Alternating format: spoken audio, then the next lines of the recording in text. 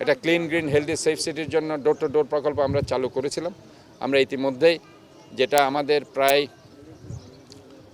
3000 থেকে 3200 metric ton আমরা কিন্তু ময়লাগুলো কালেকশন করার চিন্তাভাবনা ছিল, কিন্তু আমাদের দেখতে পাচ্ছিলাম যে 2200 মেট্রিক টন ময়লা আমরা পাচ্ছিলাম, 800-1000 মেট্রিক টন ময়লাগুলো বাইরে ফেলে দিচ্ছিল, যার কারণে আমরা ডোর টু ডোর প্রকল্পটা জোরদার করেছিলাম। এরপরে আমরা 400-500 মেট্রিক টন ময়লা কিন্তু এক্সট্রা কালেকশন করতে পেরেছি। সেখানে 70-80 টাকা করে নেওয়া হতো। আমি আপনাদেরকে ঘোষণা দিচ্ছি, আগামী মার্চ মাস থেকে 1 তারিখ থেকে কোনো বাসাবাড়ি থেকে আর 70-80 টাকা করে নেওয়া হবে না, এটা বিনামূল্য করে দেওয়া হবে। এটা ফার্স্ট আমি এখানে আপনাদের মাধ্যমে ডিক্লেয়ার করছি। এটা ইনশাল্লাহ মার্চের 1 তারিখ থেকে এটা ইমপ্লিমেন্ট হবে।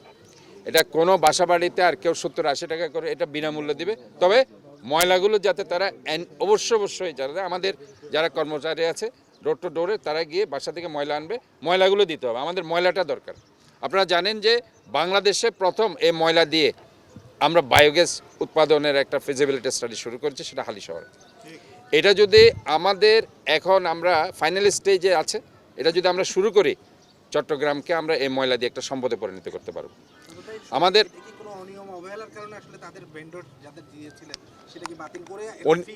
অনিয়মের জন্য না, এখানে আসলে সাধারণ মানুষ ওই 70-80 টাকাও দিতে পারছে না, অথবা দিতে তারা অনীহা প্রকাশ করছে, যার কারণে আমরা এটাকে বিনামূল্য করে দিচ্ছি। কারণ আমরা আসলে এটাকে মূল উদ্দেশ্য হচ্ছে ময়লা আমরা বাইরে ফেলবো না, শহরটাকে সুন্দর রাখবো, ক্লিন রাখবো, গ্রিন রাখবো।